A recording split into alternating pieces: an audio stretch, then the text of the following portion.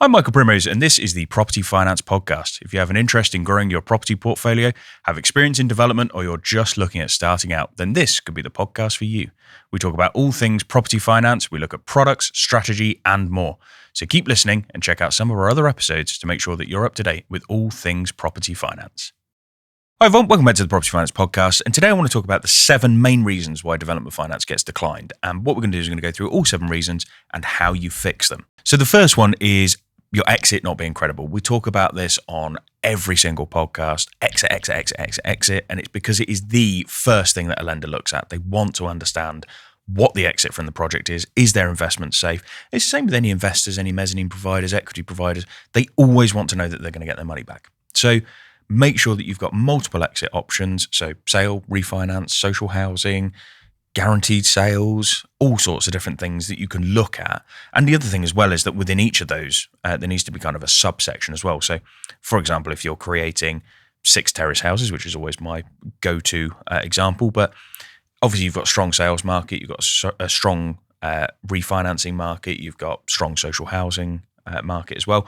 But within that, it's the subcategories of, right, okay, well, if I try and refinance this on to a single buy-to-let, if for whatever reason the market isn't there for rentals, could they be converted into HMOs? Could they be converted into service accommodation? Could they be converted into student accommodation? Could it be that, as well as social housing, we also look at supported living?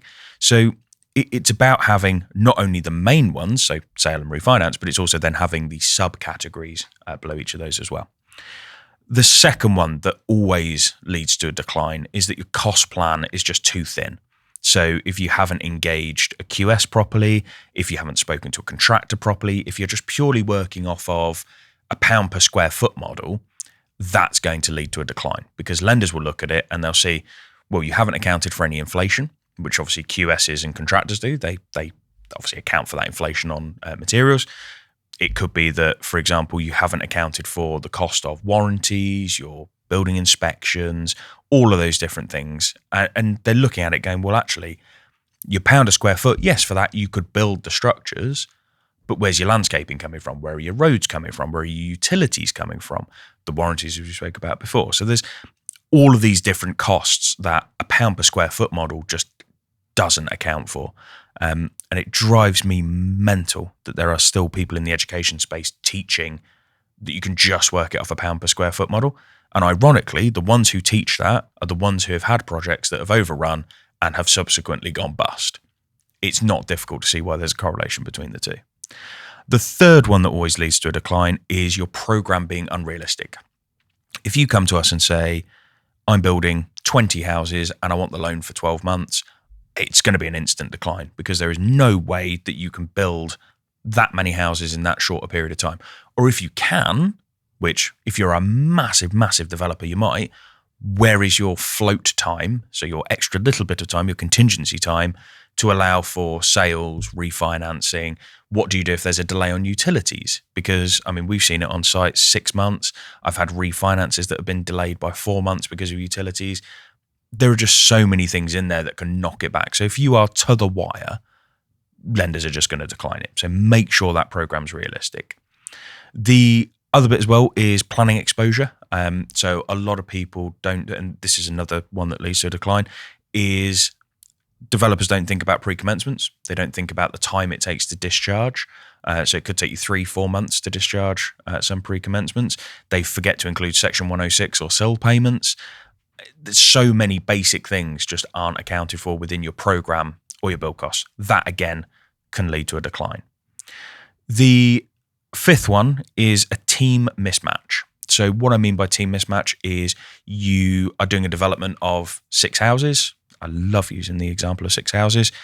The contractor you've got has only ever done extensions. Well, that is a complete mismatch for what you're trying to do. You need to make sure that your contractor, your project manager, every member of your team has got experience that is relevant to what you are doing. If you are doing 20, 30, 40 houses, don't use a builder that's only done 1 house, because they won't necessarily understand how to make that transition. It's always key to have a project manager in place as well, whether that's provided by the contractor or by you. I think it's always helpful to have that, especially if you don't have that experience yourself. If you do have that experience yourself, there's no reason why you can't take that position yourself. But team mismatch, that is a massive one for point 5. Point 6 is valuation optimism. And what I mean by that is you've cherry-picked comparables that might be miles away from what you're actually looking at. And there's just a real sense from the lender that actually you've just picked the best of what you can find. There's no sort of backup evidence from estate agents. It very much is just you've kind of gone on Rightmove and gone, that's a 3-bed house nearby and it sells for the top end of the market, so I'm going to use that as my comparable. It just doesn't make sense from a lender's perspective. They want to see realistic comparables within a realistic distance, and they want to see maybe 3 reports from agents saying this is what we think the GDV is going to be. The last one, and this is one of the bigger ones as well, is no liquidity. And what I mean by that is everyone says no money down deals. And I bring it up a lot on podcasts. The difficulty from a lender's perspective, if you have borrowed the maximum you can borrow on your development finance, you've put the maximum in you can from an investor, and you've put nothing in yourself, it's just too tight. And it may be that you've covered 100% of the cost through investing and everything else. It just becomes too tight for them. And it comes back to the last point that I made on the last podcast, which is when you've got that much, sort of in terms of loan to cost out the door, there's no room for money coming during the project. And what I mean by that is there are going to be unforeseen costs no matter what. One of the biggest ones is VAT. Like nobody takes into account VAT at all. The fact that you've got to pay it and then you've got to wait to claim it back. There is a point in time where you are in a deficit. And there has to be some cash flow accounted that because lenders don't cover VAT. So on your bill costs and everything else, you are going to be expected to cover that VAT. And that can be a massive cash flow pinch point for you. So getting investors in, everything else is fine. But if your capital stack is stacked to the max and you've got nothing, like you've put everything you've got into it as well, and everything has just gone into the acquisition, what wiggle room and headroom have you got during that build? So you need to think about those as well. So we're going to cover each of those off and give a bit of a solution. So first one is exit.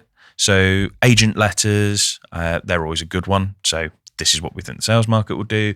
Maybe something from maybe a social housing provider or something like that can also be helpful as well. But just some sort of written evidence as to like this exit is a good thing.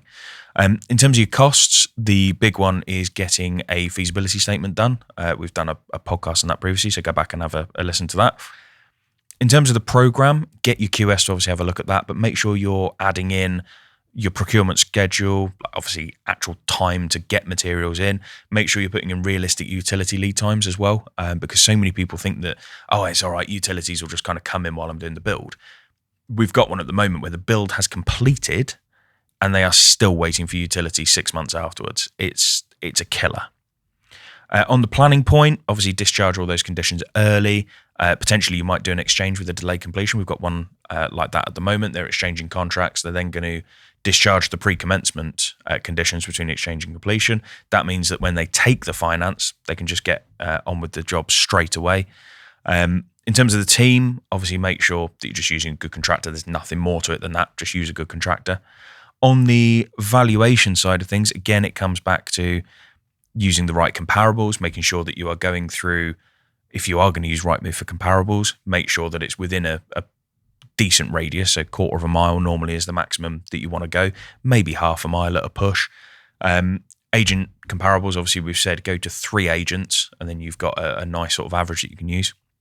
And then liquidity, this is kind of making sure you've got cash in the bank. I mean, there's no simpler way other than, have you got cash in the bank? Can you get the investor to put more in than just the acquisition? Because you need to be able to have a float for VAT or unforeseen costs. So it's just a case of don't just focus on 100% financing that acquisition.